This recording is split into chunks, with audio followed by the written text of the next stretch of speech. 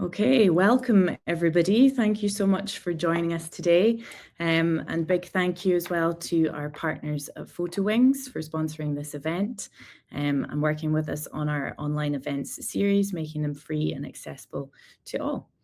My name is Fiona Stephen. I'm a member of the team at the VII Foundation, and I'm delighted to be joined by 4 guests today as part of a new collaboration that we've just launched with Laura on screen, Laura El-Tantawy from Platform 2020. And this is the start of a series of 4 special events that we're running in collaboration with Laura this year. So first and foremost, I'm going to pass over to Laura to introduce herself and say hello and say a little bit more about Platform 2020. Thanks, Laura. Thank you so much, Fiona. I'm really delighted to be here. It's finally happened after months of planning.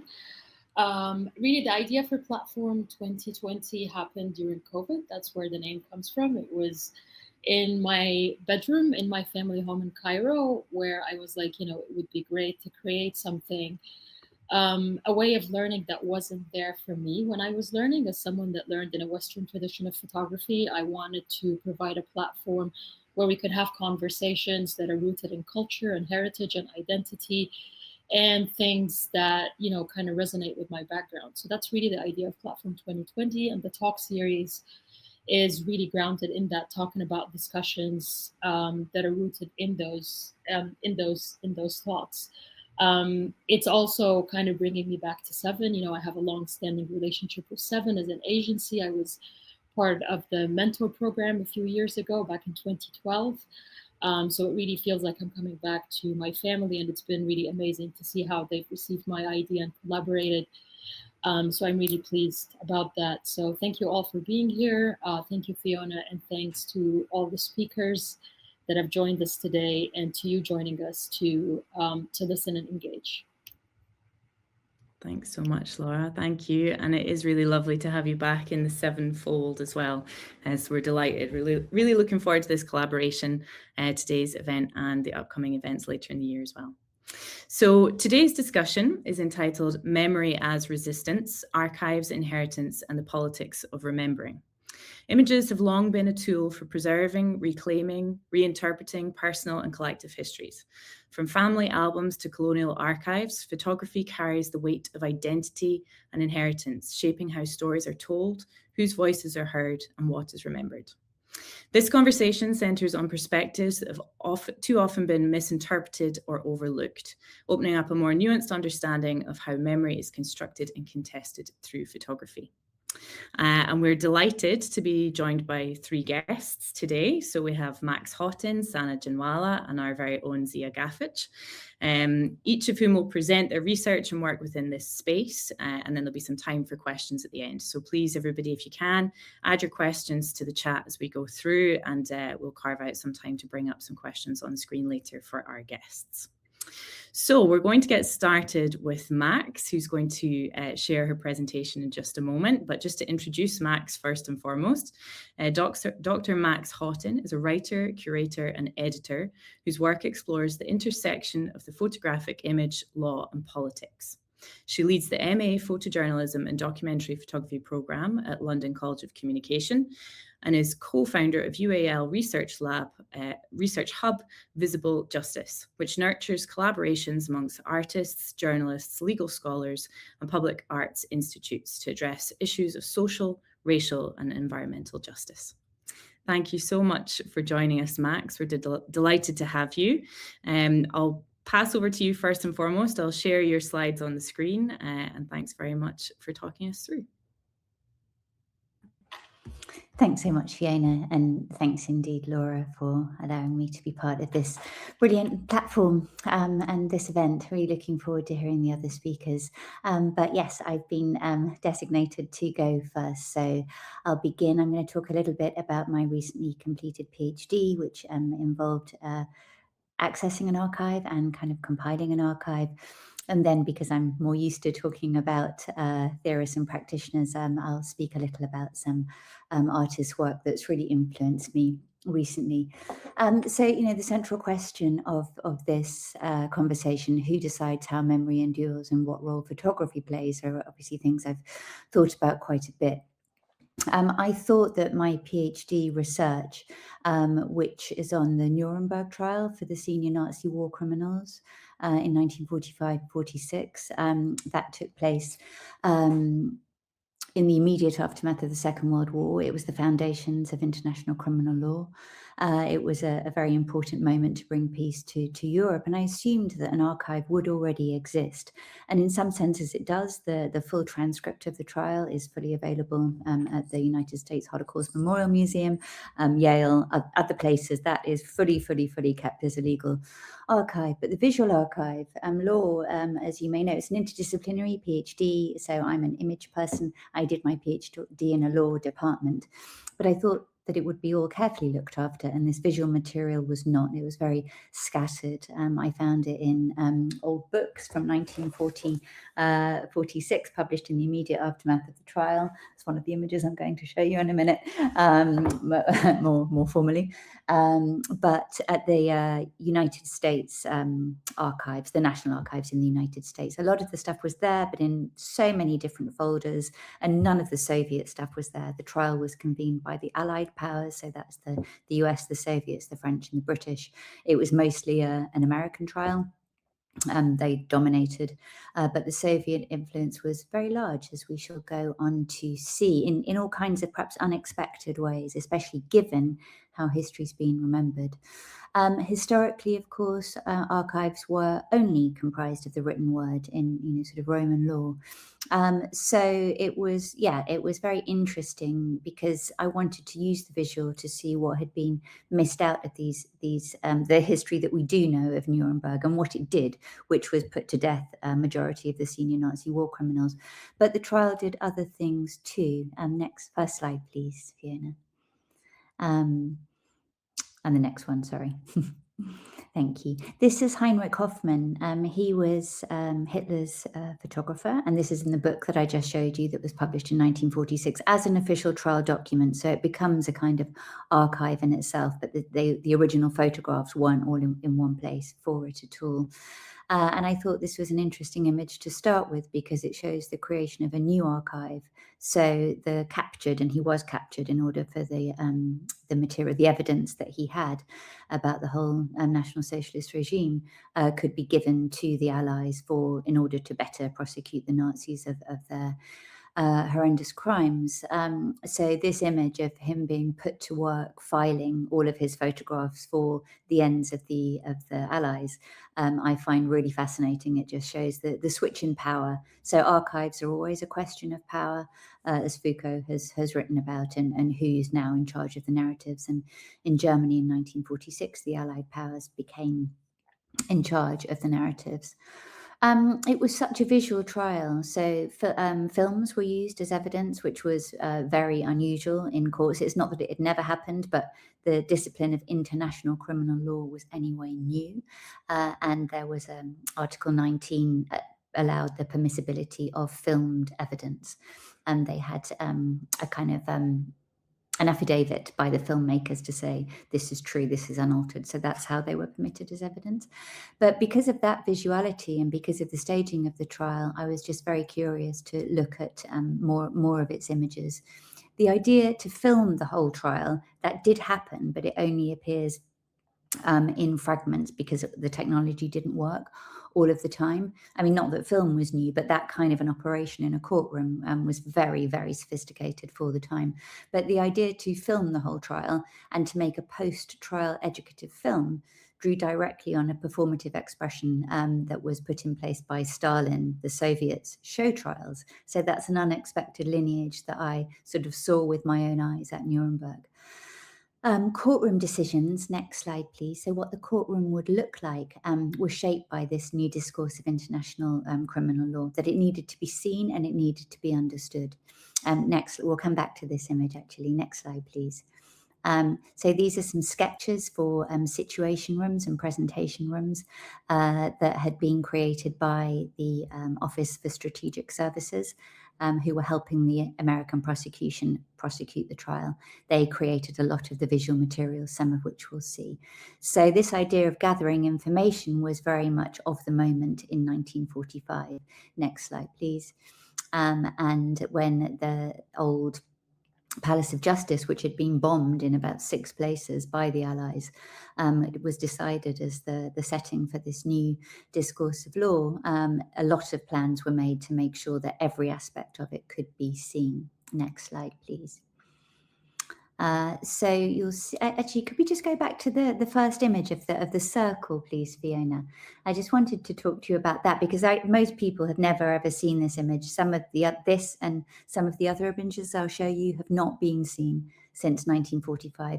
This was the image of the press pass. So this image allows access to the law, to the door of the law. There's a famous short story by Kafka about the door of the law and the idea of who is invited to witness these kinds of very official state procedures. And this gave us access.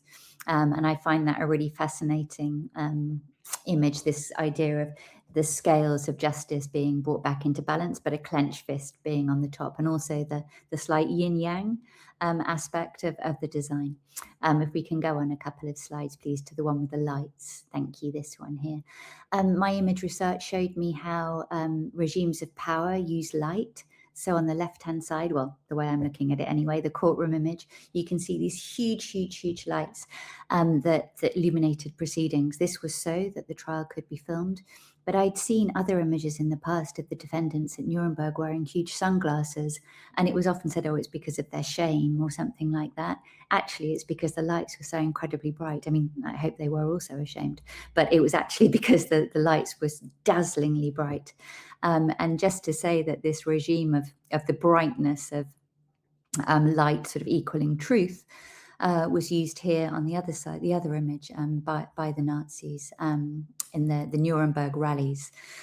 This is the Cathedral of Light. You can see the vertical lines. That's the cathedral created by light by Hitler's architect Albert Speer, who was also in the courtroom. So different regimes of light equate to different regimes of power. Next slide, please. You see the large chart in this courtroom. So this is the courtroom 600, it was called, in this vast Palace of Justice. And this is an infographic, that's the term used. And this was created by the Office for Strategic Services to show structures of power in the Nazi regime. And these images have barely been seen. There was one paper written in 1998, I think, by Katz. And these images are just not really seen and shown. And I saw the originals, which I'm going to show you, in the American archives, hand-drawn, hand-coloured by the Office of Strategic Services. Next slide, please. There's another one, which I'm going to show you the actual version of it. So these images were shown in the courtroom. Next slide, please, to prove things like aggressive war and the common plan or conspiracy, as it says here. That was the first charge. They were indicted on 4 crimes. The first was the common plan or conspiracy to wage aggressive war. So it was crimes against peace, known as waging aggressive war, which was the main crime that the international criminal law wanted to use to get these people who were definitely guilty. You know, they were guilty, but it wasn't a show trial in that sense. It was a trial of the victors, but they had to actually prove it. Next slide, please. And yeah, I found this image incredibly moving, which might sound a bit strange on first glance, but again, made by the OSS for the prosecution to show the Nazi structures of totalitarian control of culture, crossed out propaganda written in, and education. And so how this National Socialist regime pressed upon the individual. This is my interpretation of this image, of course, but isolated the individual. And I went on to write about that. Next slide, please. This absolute isolation of the individual to mean the National Socialists, the Nazis themselves, who were ultimately alone and put to death. And that isn't the same as pity, by the way, for the National Socialists after what they did, but just to note that is what happened to them. But much more crucially, this is what happened to the Jewish population, isolated, terrified, having to jump for their lives in the ghettos. And this is in the Warsaw Ghetto. And it made me think of this crushed single individual. Next slide, please. Sorry, that was my final slide. I'll just go back to that 1 second, just to say that for me, that's what National Socialism did. It isolated the individual, crushed the individual. And that's what crimes against humanity is for, is to protect the individual unit of all law. Genocide, the other kind of crime that could have been used, was not used at Nuremberg, that would have prosecuted the Nazis for destroying a group. That's not to say it shouldn't have been used, but just to say that the crime that they did, a new crime, crimes against humanity, they used it to show how law should and doesn't very often protect the individual. So it's very difficult to sum up a PhD in just over, I think that was about 6 or 7 minutes, hopefully. Oh no, it was more than that. So I will go quickly through the rest of my presentation. But that image, thank you, of the man falling, jumping, it was redolent to me in this image by Sim Chi Yin, who is an astonishing Singaporean artist, and she used the colonial archive at the Imperial War Museum to go into what happened to her family, in part her own uncle, who was her grandfather, who was a leftist in what was called the Malay emergency. And she made archival interventions onto images such as this. And that's my alarm. So I have really run out of time, but I'll just go through a couple more if I may. She made interventions by shining light behind archival imagery to show the violence of the archive. Next slide, please, which showed the violence of the occupation. This slide here of 4 prisoners in the Malay emergency, you can see through her shining of light, back to light, says the word bandits there. And this reminded me of how archives are used to attach words to individuals. Tina Campt writes beautifully about this in her book, Listening to Images. So these are no longer people, they are designated as bandits. Next slide, please. And the beautiful landscape just is redundant because it now becomes a landscape for parachutists to land in Malaya. Next slide, please. This concept of light, there's an exhibition on currently in London by Harer Sarkissian, an astonishing Syrian-Armenian artist. And what Harer has done is create an archive because there would only be remnants left from the museum in Raqqa in Syria. And a public archive was created when the Islamic State came to attack the museum in Raqqa, and a public archive was created with citizens and museum staff photographing as many of the stolen property that was then stolen and ransacked and looted as possible. And Harer has used light to create 3D remodelings, next slide please, of as many images as he could from this amazing museum.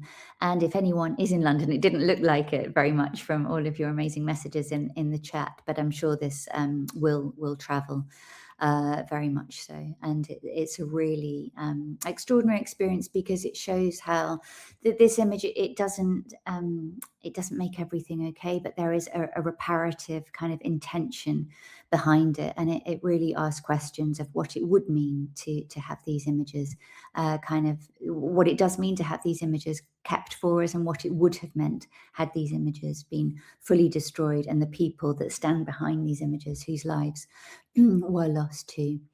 I guess I will end this presentation there, and we can maybe talk about the work of Walid Rad and his work with the Atlas Group in Lebanon, or the work of Susan Meiselas and her work with the Kurdish community in the shaping of an archive in questions if people would like to. But I'll leave that there. Thank you so much. Thank you so much, Max. Let me just take that off the screen for a moment. Thank you firstly for sharing those incredible images with us. As you mentioned, many of those were images that had been unseen and that you were fortunate enough to view yourself through your research. So thank you very much for sharing all of that with us.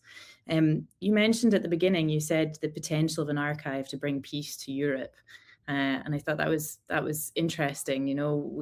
Ziyah, in fact, chaired a conversation last year with Ciara Pollock and Christopher Morris about, the power of the archive and the potential held within the archive and the challenges that many photographers face at present in terms of digitizing and finding a space for that archive to live. What's your feeling in terms of the importance of archives today and the purpose that they serve us today, particularly given the complex situation that we find ourselves in globally at the moment? So was that for Ziyah or for me? Sorry, for you, Max. I apologize. For you, Max. Yeah, absolutely. Yeah. Could you just say the last sentence again? I'm so sorry. Sure. Yeah, absolutely. So it's really, I suppose, asking the question of, are archives as powerful? Are they as important? What purpose do they serve at present in our current, global situation? How can they be utilized, perhaps? Yeah, I think that the reinterpretation of existing archives and the creation of archives, the necessary compilation of archives that would otherwise be lost or just not exist at all, is incredibly important. I mean, the whole world, it seems to be practically at war and very contested narratives around it. And it's not that the image or the document equals the truth, but it allows us, if we trust the people who are offering us the information. I trust Teresa Sarkisian, I trust Simchi, and I trust Susan Meiselas, etc.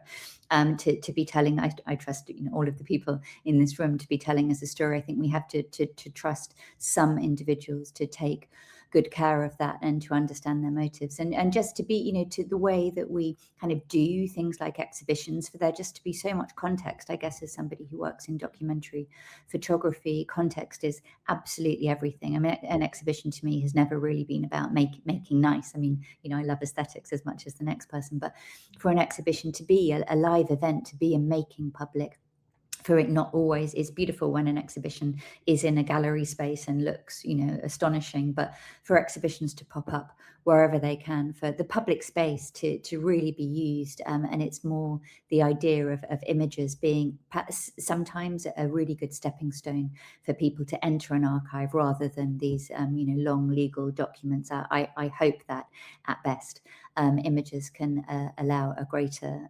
understanding and seeing of all of these different regimes that we're encountering right now, which have similarities with each other, with the past and with the present, and that in this very binary age the social media seems to have created, to show that not necessarily in a good way, perhaps sometimes in a very terrible way, but there may be similarities between regimes that can be the basis of an understanding. And the image, again, is something I think that can show that in an archival situation.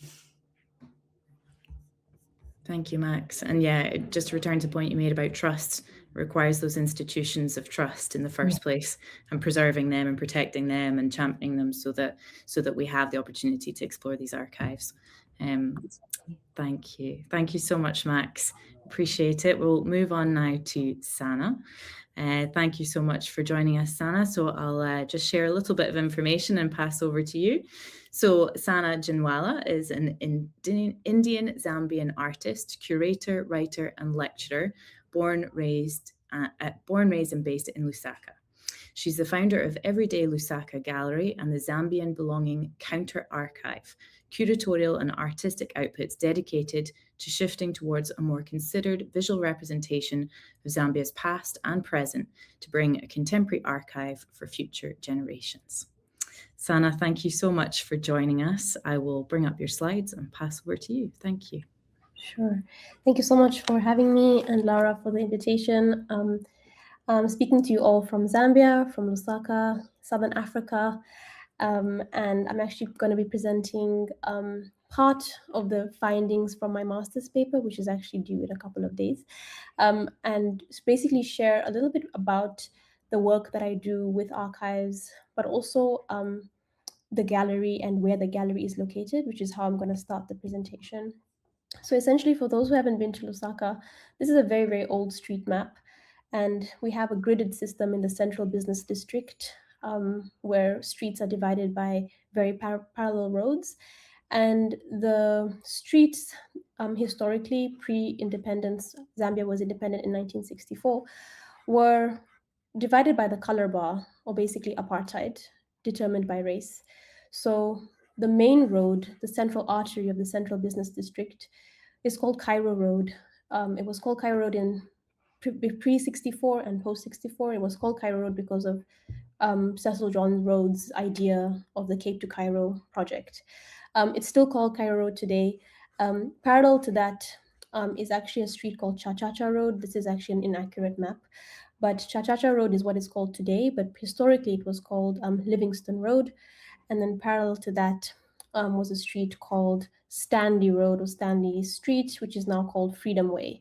And the reason why I wanted to start with these discussions is because of the resistance movement that was called Cha-Cha-Cha in 1963, led by our first Zambian president, Dr. Kenneth Kaunda. And it was a civil disobedience campaign that was basically Britain's time to face the music of independence. And so when 1964 happened and we gained our independence, all the street names in Lusaka changed to reflect this movement towards freedom that Dr. Kaunda and the political party had led us to. This is what Cairo Road used to look like. So to reiterate, it was divided by color bar in the sense that Cairo Road was reserved for white traders or clientele. Cha-Cha-Cha Road or Livingston Road was reserved for Indian traders.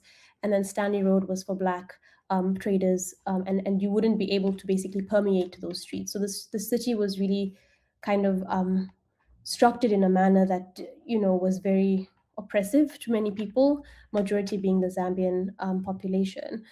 So these are some photographs that I'm showing you from the Zambia Belonging Counter Archive, which I'll explain a bit later as to how it came together, just to sort of give us an understanding of what Lusaka really looked like.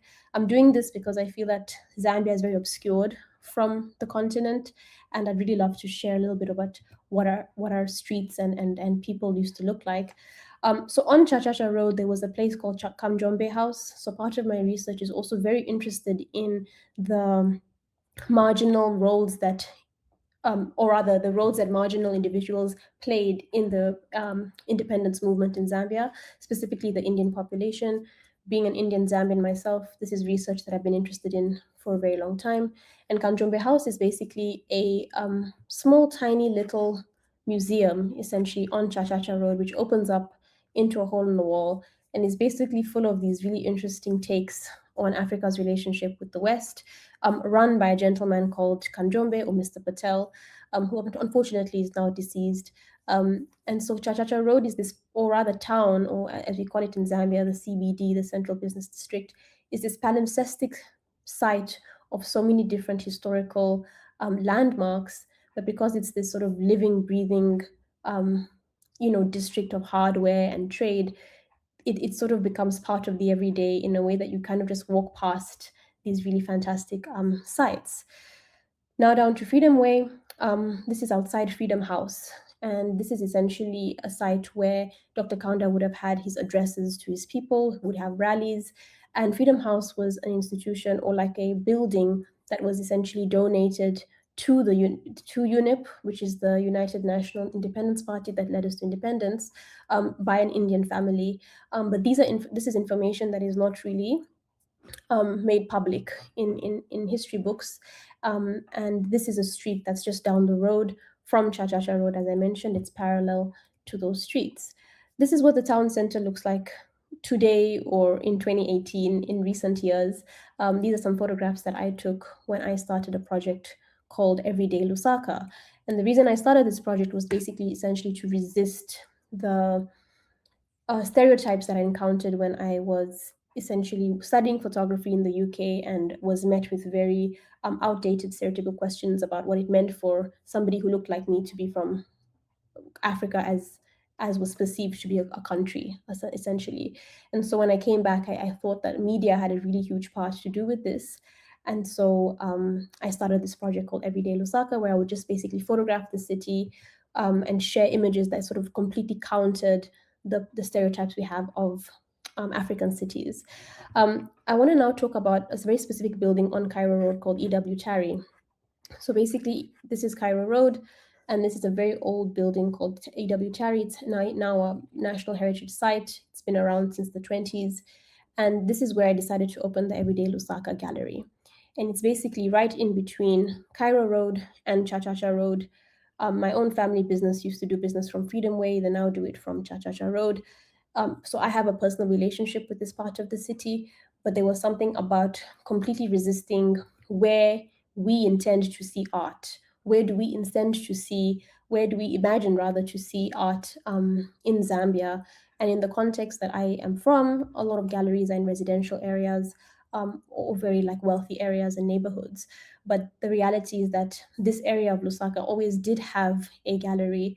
And the idea was to bring art to the public instead of demanding the public to come to art.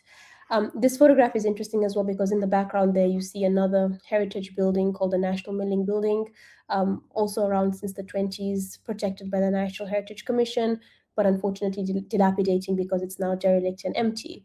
So there's these sort of dichotomies that are happening, or parallels that are happening in town, where it's this super, super busy place, but it's also sort of being forgotten in many ways by the city council. So that's what this building looks like. One of the few Art Deco buildings that we have in Zambia. And then I want to talk about another place that's very important in the CBD, which is the Fine Art Studios, which still exists today. It's on Cha-Cha-Cha Road. So down the road from the gallery again, a corner building. And it was opened in the 1950s by this gentleman here on the right, Mr. Prabhubai Vilas, who essentially moved from Bombay in the 50s to Zambia pre-independence. And he was an artist. He studied at JJ School of Art. And he decided to start a studio after working at an Indian-owned studio, which was on Cairo Road, one of the few Indian-owned companies functioning from Cairo Road, because he realized that there was no studio in Zambia at the time offering services to Black clientele. And so Mr. Villas essentially started Fine Art Studios and had people like Dr. Kaunda, Simon Kapwepwe, Mainza Chona. These are all people who performed the first cabinet. He had people of political importance walk through the studio because Freedom House was just down the road, essentially. But there were also regular people who walked through the studio, public figures like Paul Ngozi, couples, Edward Mukuka Nkoloso, who started the Zambia Space Program. So the collection at the studio became this sort of reflection of what didn't exist in the National Archives. The National Archives of Zambia is highly populated with photographs of Dr. Kaunda, given that he was in presidency for 27 years, but also because generally state archives have a certain agenda and unfortunately doesn't often focus on the everyday person. And there's something about the studio that really interested me is essentially this sort of damage and neglect that allowed the work essentially to be preserved. So the way in which I engaged with Fine Art Studios was essentially I was taking some photographs for Everyday Lusaka, and I needed a film camera battery, and I walked in and I found these photographs that I would see, from Seydou Kitsa, James Barner, Malik Sidibe when I was studying, and I always wondered where's Zambia's version of this history. And of course, I came across it in the studio. But also in the studio, in the attic, existed all of these negatives that people just had not collected. And there was something about the way in which these images really spoke to a completely different type of political history in Zambia, where you could now start to see who had access to the camera and who didn't. And so as I developed Zambia Belonging, I developed it through Fine Art Studios. I was looking at more people who might be able to contribute to this collection. And then I came across a photographer who's still alive, he's 78 years old, by Alec Piri. So Alec Piri took a lot of photographs of himself, but also of other people. And it just so happened that Alec was trained by the same gentleman who started Fine Art Studios, but at a different studio called Photo Art Studios. So there was this really interesting Indian-Zambian history that just sort of presented itself to me just by virtue of me finding these photographs. And essentially what Zambia Belonging is attempting to do is try to really basically explore a different type of visual and social history of Zambia that could reflect the intersectional identities that exist, and also extend it into collaborations and artistic interventions with people who may not necessarily be artists. They might be librarians, they might be historians, they might be academics, but how do we allow the visual archive to be a point of reference for people who are looking at the past? So these are just some collages that we worked on. Zambia Belonging did a collaboration with the University of Cambridge on two different instances. I was there as a fellow, and then I was also invited to do a kind of grant-initiated project where we basically looked at content from the Royal Commonwealth Society archive pertaining to Zambia, and looking at what we had in the Zambia Belonging collection and how could they meet in between. How could they sort of have this conversation from a very colonial perspective, but then this sort of counter archive of Zambia Belonging, in the sense that it's much more accessible, it's open to working with artists. And when I say it's accessible, I don't necessarily mean it's digital. I just mean that it's open to be working with filmmakers based in Canada. It's open to be working with academics. It's producing books. It's basically trying to find a much more expansive way of looking at the past and allowing identity to be explored through the visual. So these are just some photographs that, or rather scans of artworks or collages that people had made during a workshop. This is where I met Laura just less than a year ago in October in London, and we exhibited at a special project booth at Somerset House, and we called it the Inherited Counter Archive. And essentially we exhibited a huge palimpsestic archive show that disrupted, regular gallery sort of protocols, which is essentially what I also do at my own gallery. But basically layering and showing the ways in which, our history is very collective, and that the future of museums, as Orhan Pamuk writes, is in our homes. So essentially, this is just a brief overview of what I attempt to do with the archive, which I just happened upon, as somebody who loves photography, but also trying to find it to be a site of repair, of resistance, in a manner that really interrogates who is this archive for? How does this archive live beyond its cabinet or beyond its card catalog and its envelope? How can it open up to different practitioners who are interested in fictionalizing it further? Because the archive, as Spivak writes, is not fact. So how do we actually lean into that instead of searching for truth? So essentially, this is what we do at Zambia Belonging and with Everyday Lusaka Gallery. And yeah, that's essentially me. Thank you. Thank you so much, Sana. That's fantastic. So interesting. Best of luck with your masters. You mentioned you're just a couple of days away, so we're extremely grateful to you for joining us, considering you have such a tight deadline approaching.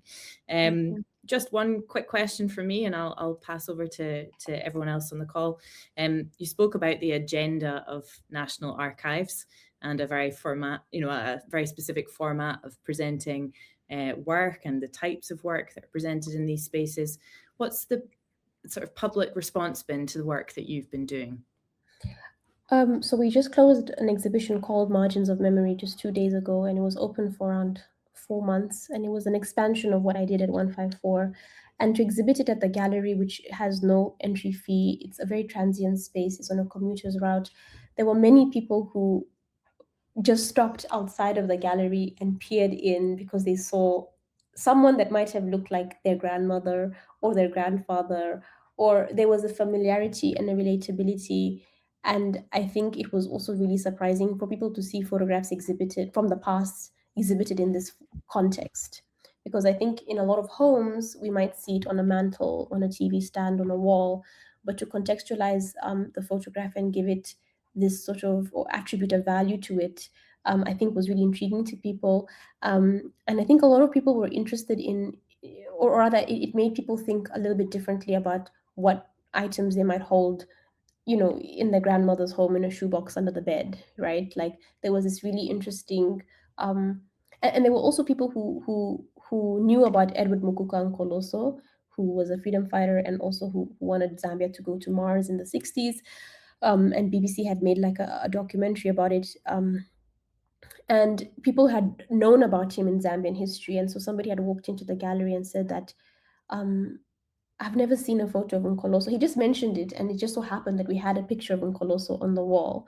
So people who weren't able to, so people who kind of, how do I say, hadn't really given a visuality to these public people in history were able to visualize the person because we made a photograph of them available, right? But then we also had, we exhibited the work in a manner that there was also pictures of political leaders there. So Dr. Kaunda was in our exhibition, but so was like my grandmother, right? So it was a way in which I was sort of neutralizing these power politics and dynamics that exist when we try to value people's stories in the archive, and actually try to place us, everybody, at the same sort of level, because all of those people at some point would have walked through one of the studios in Lusaka, right? Especially Fine Art Studios, because it was a studio that welcomed Black clientele, essentially. So yeah, I would say the response has been really positive, and I think also curious.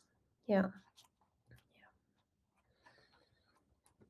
Thank you, Sana. Okay, thank you. If there's no other questions at the moment, we can move on then to Ziyah. So I'll just introduce you, Ziyah. Ziyah is my colleague, of course, at the VII Foundation. Ziyah is director of VII Foundation Sarajevo and an award-winning photojournalist, author, TED speaker, and contributor to National Geographic magazine. His photography focuses on societies locked in a perpetual cycle of violence and Muslim communities around the world. Over the past 25 years, he's covered major events in the Middle East, Caucasus, Arabian Peninsula, and Asia, and his work has received some of the most coveted prizes in photography. Ziyah is going to share his project, Quest for Identity, which is a catalogue of objects found in mass graves, a document of crimes and validation and restitution to the individual lives of his neighbours and countrymen who were murdered by Serbian soldiers and paramilitaries before being buried anonymously in mass graves. Very powerful body of work, and thank you very much, Ziyah, for joining us to talk through. So I will just bring up your slides and thank you. Pass over to you. Can I just ask you, please, to just stay on the first one for, maybe half a minute? Sure, no problem. And then continue at your own pace. Thank you for inviting me. I would like to address some of the beautiful wording in the introduction text that you read, Fiona, of this panel. But before that, I would like to show the body of work that you mentioned as a sort of a backdrop to the conversation, because it might be interesting to our audience. So what you're looking here is a series of photos. Now you can continue at your own pace with the photos. There are too many anyways. So what you're looking here is a series. It's a PDF of my book that came out a while ago called Quest for Identity. And it started as an experiment, I have to say, experiment in my ability to be a documentarian, if you like, and then it grew into something else and actually determined my this part of my professional practice. And as you can, it's a series of photographs, thousands of photographs of personal belongings exhumed from the mass graves across the country of people who were executed in genocide in 1995, which happened to be the first act of genocide on European soil since the Holocaust. And the idea behind was to photograph these kind of orphans of the narrative, if you like, because up until then, the story of mass executions and identification process was largely photographed in very traditional way of photographing the actual exhumations, the families crying, trying to identify, or the DNA process, and so on, using the traditional language of photography and photojournalism. And I did it as well. But I was also inspired by a well-known series of photographs by Walker Evans from the 50s, of tools and that he photographed and their beauty. And it occurred to me that this might be, I would like to say, an alternative approach to the story that has been told so many times. So the idea was that we step away from traditional image of Bosnians, which was formed through the 90s through various reports and photographs by my colleagues and myself and so on, and to reduce it to, not reduce it, but to show it through ordinary items with which all of us at some point had or encountered, regardless of our background or where do we come from, and thus somehow achieve a higher level of empathy, if you like. So that was the logic behind it, aesthetically speaking. And ethically speaking, the idea was to create this um, permanent collection, if you like, visual collection of these artifacts, which are also used as a forensic evidence in ongoing war crimes trials, and which are also used as an identification tool at different stages of identification. So that's what you're looking at, and we'll be looking at for the next few minutes. I just would like to remind you that I'm speaking from Sarajevo, and it's a beautiful April day. And April is very special in history of Sarajevo, but it's also I think it's also special, at least for me. It's a particular period for photography. As you know, some of you may know, Siege of Sarajevo started 1992, over 30 years ago, on April 5th and 6th. So we are actually in our anniversary period. And I grew up during that period as a teenager. And interestingly enough, most of the pictures that I've seen of Bosnian War were taken by foreign photographers. And I think that sort of, I guess, leads into trying to answer the first question from the introduction, which is who decides how memory endure and what role does photography play in shaping collective narratives. I think it was touched upon, obviously, both by Max and Sana. So who decides how memory endures? Well, I'm on a more pessimistic side of the spectrum, if you like.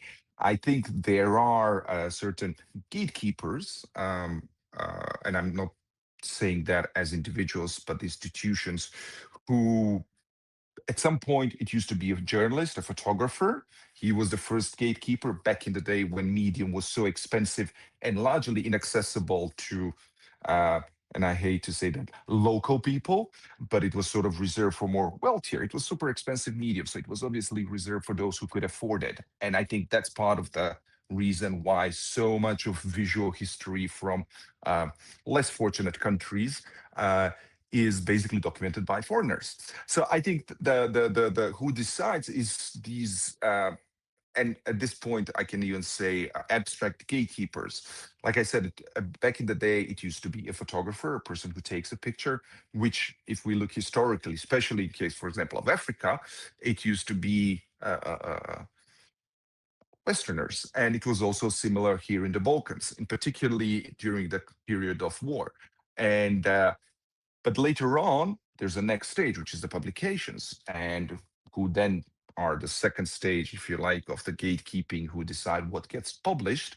And then eventually the archives, which is also a totally different conversation, is what gets archived. When I speak about archives, I'm talking about archives in a large museum-like institutions. Very little gets archived because archives are notoriously expensive to maintain, and so they are very careful what they archive. It's a big endeavor for any organization.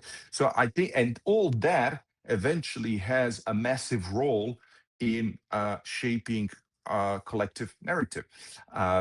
If I'm again speaking from the perspective of Bosnian, if you Google now Bosnia 1990s or Bosnian War or whatever, you will see a very specific type of imagery taken by my colleagues. And this is not a critique, it's more of an observation. And they took the pictures based on their cultural background, based on their command of the photographic language, based on everything that feeds into image making. And often they also use stereotypes. And again, stereotypes are a great way to convey certain things, and as such, they have a place in our communication, be that visual or any other. But when you combine that with the volume of imagery and the duration, in this case, conflict in Bosnia, which was roughly 4 years, and then the fact that all this imagery feeds into via media, via press, via publications, books, and so on and so forth, and those who can afford to publish books and so on and so forth, which is, again, back in the day was a specific level group of people. And then all that eventually feeds into archives. It creates a certain stereotypical image of my country, and which I don't fully agree with. And so I think in that context, memory becomes in that context, we are entering the politics of remembering, because suddenly we have a set of imagery that it's used every year. In this case, again, talking about Bosnia, every year for every anniversary, it's always the same or similar imagery being used, which I'm going to be very blunt. If we are talking about the period of 95 and genocide in Srebrenica, it's usually people who survived the genocide, which is usually which are mostly women, veiled, crushed, of certain age, and so on, coming out of the 4-year hermetic siege of the city of Srebrenica, and so on and so forth. So that paints a particular picture. And then pictures are often, as you know, very often published with very little context. So it's very hard to understand the nuances beyond the single image. And so I think there we are kind of entering the politics. And when it comes to memory, we have to link it to memorialization. I think photography, well, everything we've seen so far, it's also part of memorialization. And I've been struggling a lot with the concept of memory and memorialization, because I see memory as individual, right? My memory of certain event or your memory of certain event. And then there is memorialization, which is in principle an orchestrated, organized endeavor. And very often memorialization is if we look through the history, very often memorialization is are, depending where you look, state projects. And even if they have been started with the best of intentions, and most of the time they were, because we have state involved, it is very likely that any state, take a pick, around the world, the chances are that the politics, the daily politics, and everything that comes with it will sort of creep into this process of memorialization, which for me is, for lack of a better word, a slippery slope. And it goes against for me, the how do you say, the uniqueness and individual nature of memory as such. And I think what we've seen in Sana's case is also, for me, super interesting. I have very little knowledge of Lusaka and Zambia and everything she said. And it's interesting that it took so many, I mean, we're talking about half a century, or no, more than that, since independence, that only now we're seeing these pictures taken by the citizens of Lusaka in this case. And same goes for Egypt as well, that only recently these, how would I say, native photography in best sense of that word is popping up. And similarly is happening in Bosnia as well, because now the organizations here, once they exhausted the stereotypical image that I mentioned, now they're digging into authors that were the local authors and trying to sort of paint, if you like, or construct a slightly different narrative, internal narrative coming from inside.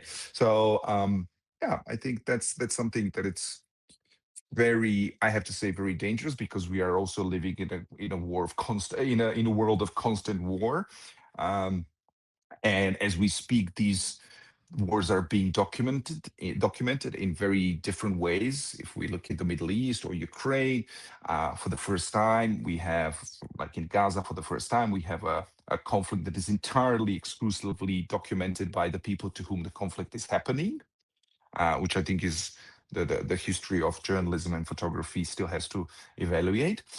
On the other hand, we have Ukraine and so on and so forth. We don't even know what's happening in Iran because of the censorship, because of blackout, essentially.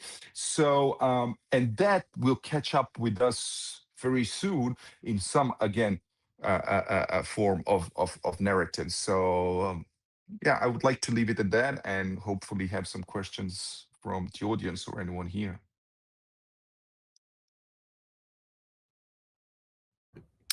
Thank you so much, Ziyah. I think there's still 1 or 2 slides to go, so I'll continue It's okay. You can stop at any minute. You It's sure? okay. Yeah, it's fine. It's too many anyway. It's an incredible body of work, Ziyah. Thank you again for joining us and for sharing this with us. You mentioned obviously that the history of the conflict has been very much been captured from the perspective of foreigners. That's afforded them, of course, a degree of separation. So whilst they can still engage in the humanity or the inhumanity of a situation like that, they're still afforded that one degree of separation. For you, though, this body of work is more personal. As we said at the beginning, this is about your countrymen.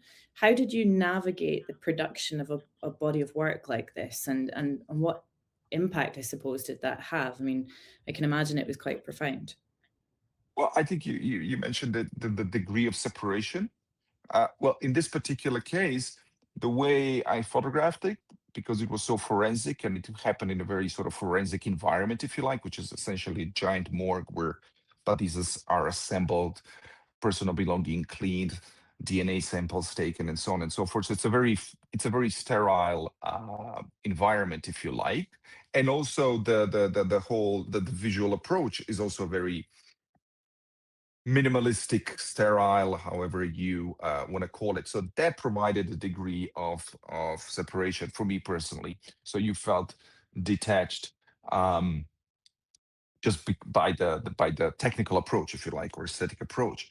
And that was one of the fears that all of this imagery felt very cold to me at some point, even though that's what I wanted to achieve. So I did a little bit of a litmus test, if you like, and showed it around both to people who have nothing to do with the story or are from different countries and in contexts, and as well as people here who are part of the story. And it was interesting that unanimously the response was very emotional, which was very interesting for me, like how something that is visually very minimalistic, cold, detached, can provoke very an emotional response. Thank you, Ziyah. I think Max has a question, so I'm going to pass to Max next. Thank you, Max. Thanks. Thanks both for such incredibly interesting presentations. So, I mean, lots of thoughts. I hope they might form into a question for sort of both of you. So I guess I don't hear Max if you are talking. I am talking. Can anyone else hear me? Are you talking? Yeah, I can hear you, Max. Yeah. I can't hear Max. It's something weird, but yeah. Can you hear me now? Sorry, Max. Great. Sort of both of you. So I guess I can now hear myself. Can I just ask you, Max, to repeat the question again, because I have a little bit of an issue here. Yeah, I haven't asked it yet, so that's okay. I could just hear my own voice. Can everyone hear me regularly that I'm speaking now and have now stopped? Yes, thanks, Max. Yeah, you can hear Max? Ziyah, can you hear everything okay? Yeah. I think so, but with a delay. I think so. Yeah. I think a slight delay. That's right, Max. Yeah, go for it. So, both of your, well, Ziyah's the most recent part of the conversation, and Ziyah's about the concept of the stereotype of the victim. Weirdly, but yes, I can. Yeah. Okay. Yeah, the concept of the victim, the stereotype, but as victim. So just in preparation for this session, I was rereading the work of Walid Rad, or interviews with him. I hope to get to that part of the presentation. I mean, if it was easy, Fiona, we could put some of those images on screen by Walid Rad, who created in the late 90s in Lebanon a fictional group called the Atlas Group to kind of make headway into the long internecine wars in Lebanon in the period from 75 onwards, so his whole period of growing up. And oh, that's right. So yes, it was to do with victims and it was to do with fiction. So it was Sana who mentioned that using the concept of fiction. It's when it starts to look like car engines, Fiona. And so every image that he used would be factual. It would be from an archive. So sometimes newspaper archives, sometimes from local photojournalists, collections, or from national collections. So these are car engines that were used in car bombs, which was a big kind of weapon that was used in those years. And then the next two images are just images of cars, which is a different series, but he tracked down the exact models and makes of cars that were used as car bombs and made a whole series with those. But he used fictional characters that he would bring into the work. I've got a note of it somewhere just so I don't get the name wrong. It was Dr. What is his name? Fadl Fakhouri, as one of Lebanon's leading historians, except for that he doesn't exist. And so first of all, I found it fascinating that he employed fictional strategies to tell very true stories. And then the second, so I think that links to something that Sana was saying, and I'd love you, Sana, to extend the conversation around fiction, and then to take it to Ziyah around the idea of the victim. So in an interview with Walid Rad, he talks about the usefulness in the immediate aftermath. I don't want to misquote him or quote him out of context, but in the immediate aftermath of relentlessly hearing from the victims, seeing the victims as victims, that makes a whole race or state of victims. And I'm sure we can all imagine that. And he says, really, their voices cannot be heard. Now, that happened at Nuremberg, and the Holocaust wasn't called that until later. Genocide wasn't the crime that was prosecuted. The persecution of the Jews was, of course, but it wasn't understood for what it was at the time. But this concept of the stereotype of the victims is something I want to come back to. And what I think your work does, Ziyah, is something that Walid Rad talks about. And instead of talking about chronological certainties of grand narratives or victim making, it dwells in a kind of unconscious register. And when you said, Ziyah, that people were, unexpectedly moved by ordinary, everyday items, and I think, Sana, I know you're not always talking, fortunately, about genocide or war, but very sharp divisions of race. Nevertheless, I wonder if the extent to which history dwells in these unconscious states, in these emotions, actually. And I don't mean emotion as an opposite to the rational, but how archives can be used in that way. That's a long question, but I hope it covers a bit of ground, generative ground for you both.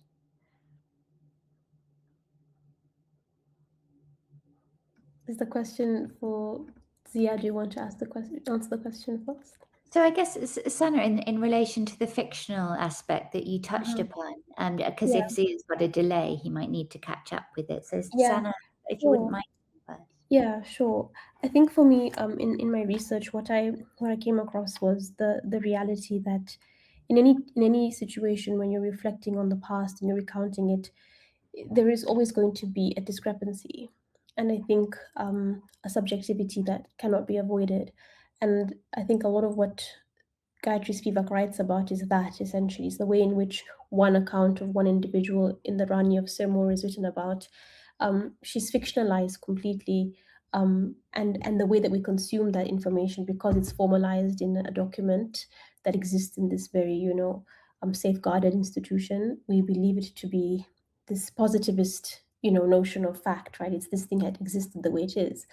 And I think when I talk about fiction, I think about how in the beginning years, I was really trying to look for factual information or like verified information about these found photographs. But I realized that was a dead end.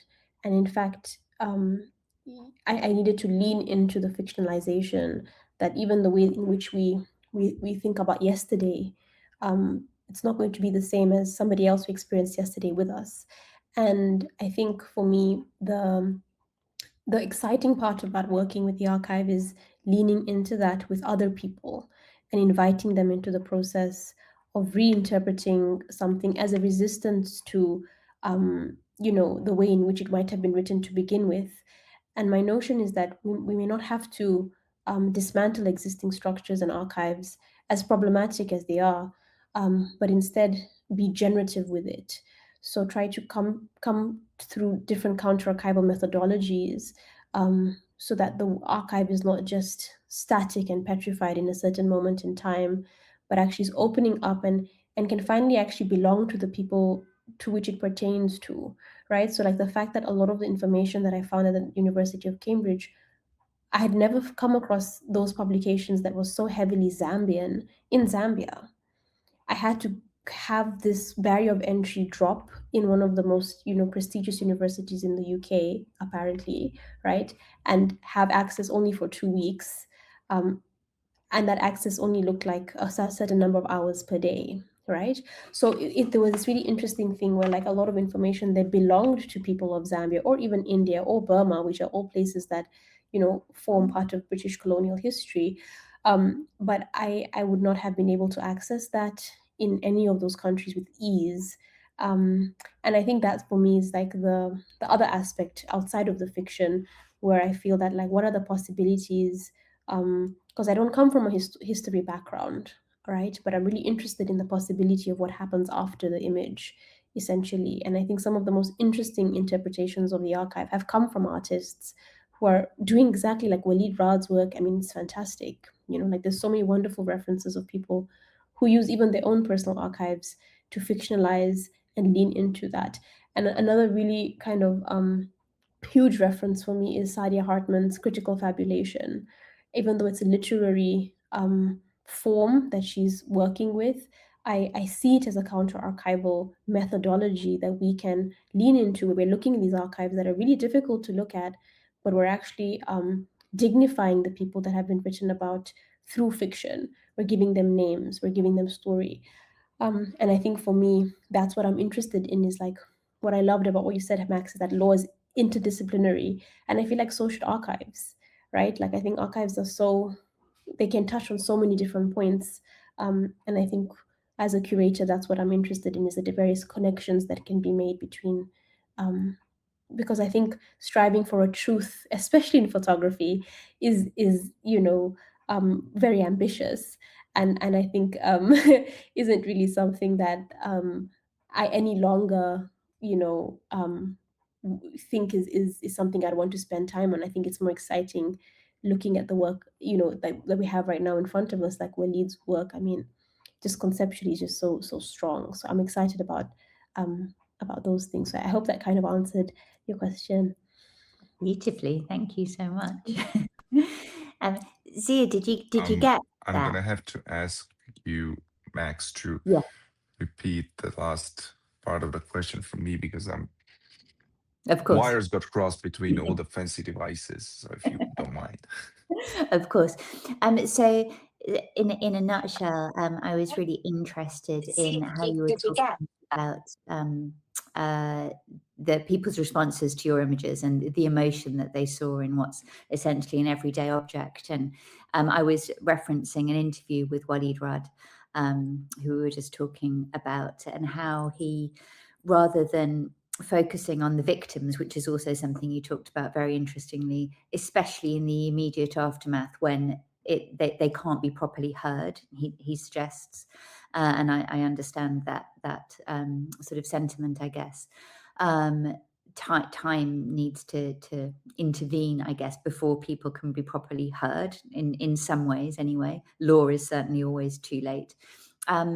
But everything really happens in this kind of unconscious register, in this completely kind of inchoate world of experiences and feelings. And I think your work captures that. And I just wondered if you wanted to talk about the more unconscious elements of history and how we bring them into being.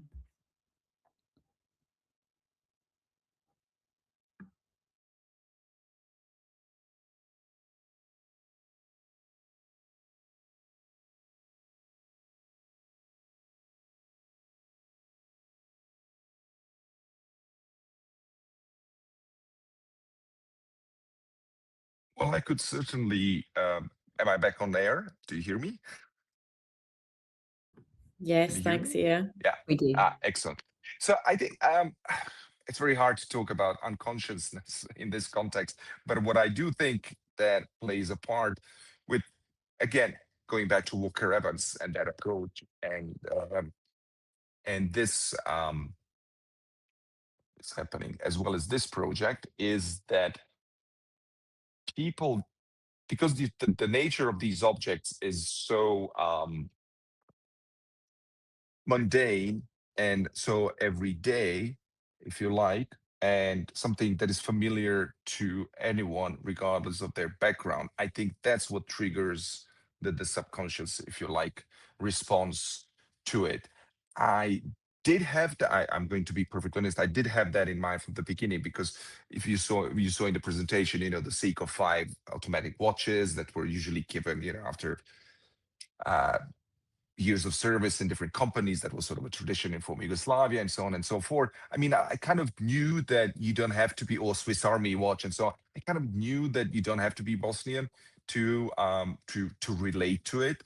And then it was up to the reader to sort of construct the story behind, and which is much easier when you're dealing with items rather than when you have a certain typology of face, the skin tones, the clothes, because these are all kind of things that can separate viewer from the subject, and can bring in all various stereotypes and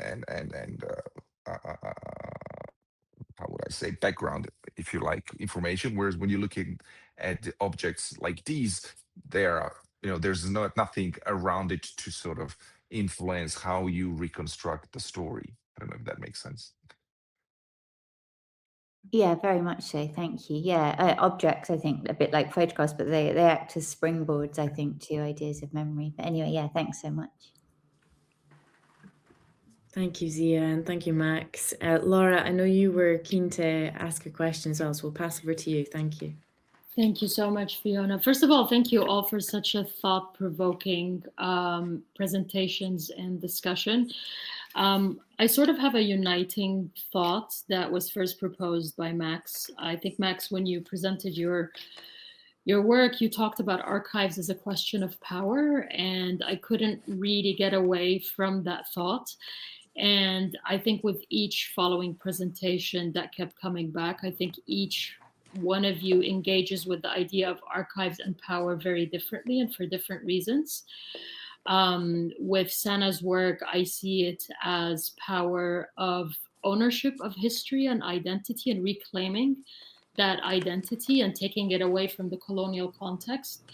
In Ziyah's work, I see it as the power of evidence and documenting things that otherwise we really may not have heard of, and we may not have understood the immense number of people that really went through this. And obviously in your work, Max, it comes across as documenting this really sort of dark chapter in Europe's history, essentially. But I sort of had a question, and I hope it's not a sinister question. But I'm wondering, is there ever a point where we should question an archive? And for each of you, when would you question an archive or look at it suspiciously? Images that you come across, or in your research, or in your case, Sana, someone comes to you with a box of images. What are the questions that come to you? Because I think archives, we treat them in a very precious way. They're very sentimental, they're very beautiful, they're an artifact of the past, and they carry so much history and weight. I mean, when I look at archival images, I think of weight and heaviness and treating them with a lot of responsibility. But when should we question an archive, and how do we question an archive, is a question I wanted to propose to each of you. Thank you.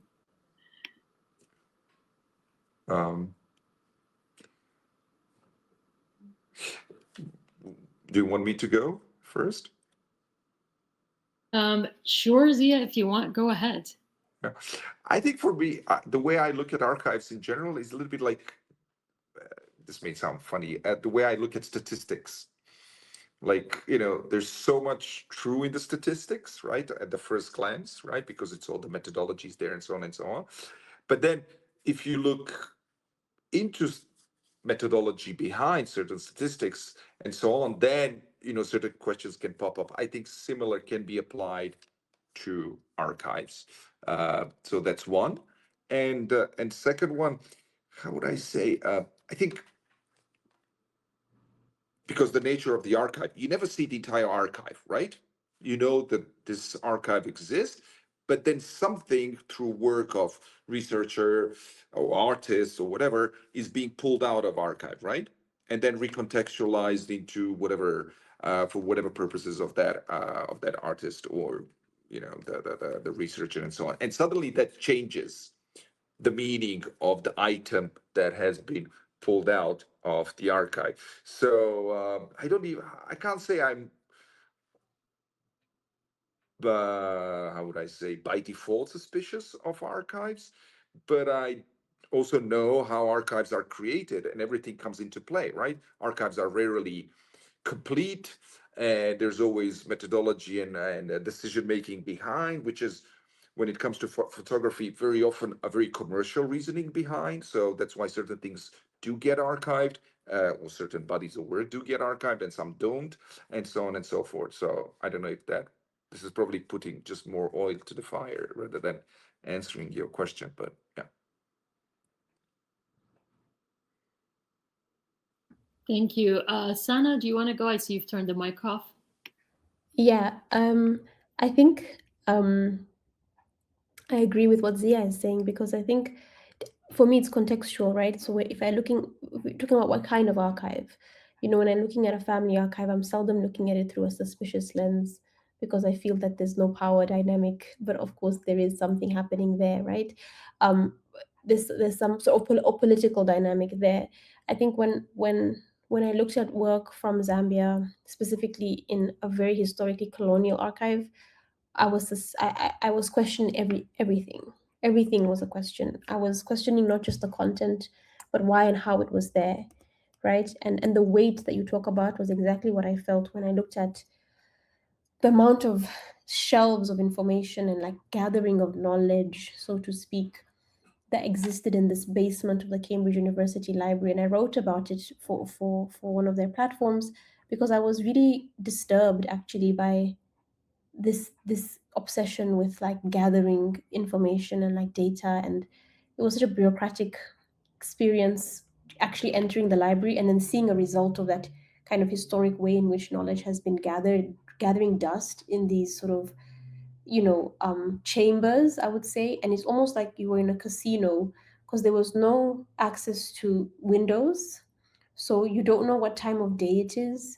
You go into the library in the day, you're walking to the library, it's raining, you come out and it's like sunny, right? And it's evening, and so there was something about kind of being put into this sort of time machine, and you're kind of not really sure anymore, like, why does this stuff really exist in any case, right? It existed for a certain purpose, and I think that's the thing that I would question all the time, is that what are they doing with this stuff, right? How are they making this valuable beyond archivists and librarians and academics? And I think a lot of time with archives of that nature, there's a lot of shame that institutions are carrying with them now, in a post Fees Must Fall and post Rose Must Fall moment, right? Because people are now thinking about the implications, that they have, and the responsibilities they have. And I think for me, that experience specifically was just questioning everything.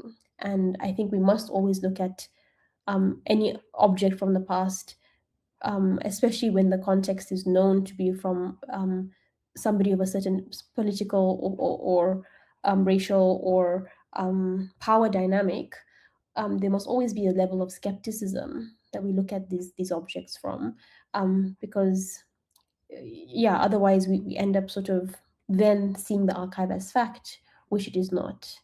Yeah, that's how I would answer the question. Yeah. And I guess for me, so a couple of historical examples. The People of India, that a huge compilation by the Raj government of all the the castes and people of India, so that they could categorize and control. So that's understood. That was an impetus of, Victoriana, of colonial power, categorize, control, etc. But these particular characteristics that they also made notes of, and it was later understood by scholars that these particular qualities of certain castes of people, to see whether or not they'd be decent fighters. So that's one thing that came to mind. And the other is about the uses to which the archives are put. So the images of the communards were, I think, some of the first images to be used by police to arrest people, very early photography. So, and then that had a sort of corollary with the Black Lives Matter protests, when images would be taken in good faith of the protest, but were then used by law enforcement to target people. So those kinds of questions. And then just to the final thought that came to mind is there's an essay, I don't recall the name of it, I'm afraid, but it's by Ariella Azule. It's called something like The Archival Theory or something about the archive. Anyway, sorry, I can add that later if it's if we ought to share it with people. But she studies closely a photograph that's described as Palestinian workers, sort of doing some agricultural work, and she just sees a clash or a disconnect between image and text. So that's something to look at closely too. Is like, really, are we believing what we see? Are we reading what we believe? Image, text, kind of the power of one of those over the other. And if you read some text that says, oh, this is that, then the tendency is in the first instance to believe it. But she looked closer and closer and saw, the armed IDF, and concluded that it was not crops that were being tended to, but a pit or a grave that was being dug. So yeah, I can find the name of the essay and I'll put it in the chat. Unless do you, Sana? Do you know the name? I'm thinking of a specific text by Azule, which I think is in the book, but it's specifically the civil contract of photography. Oh, right, which is very relevant. Yeah. It's actually not the one I'm talking about, but super, yeah, super but it's a different. I think you're talking about a different one. Yeah, I will find it. Yeah. But thanks for the question, Laura. Good one. Yeah. Okay, Max, thank you. If you can pop that into the chat, that'd be fantastic. Thank you. And unfortunately, everybody, I'm afraid we've run over. It's been such a rich and valuable conversation. So on this occasion, unfortunately, we're not going to be able to take questions from the audience, but I think in all of the discourse following your presentations, there's been so much come out of that I'm sure it's answered many of the questions that have been on people's minds in the audience today. So I would just like to say a huge thanks to all of our guests today, Sana Ginwalla, Max Houghton and Ziyah Gafić. And a big thank you as well, of course, to Laura for organising this event today. We're delighted to be working with you and with Platform 2020. And we look forward to the upcoming events that we will have throughout the year. So more information will come out through the VII Foundation website and through Platform 2020 in due course about our next event. So thank you very much to everybody who's joined the call today. And thank you to our partners PhotoWings as well for making this possible. And we hope that we will see you all again at our next VII Foundation online event. Thank you all very much. Thank you. Take care.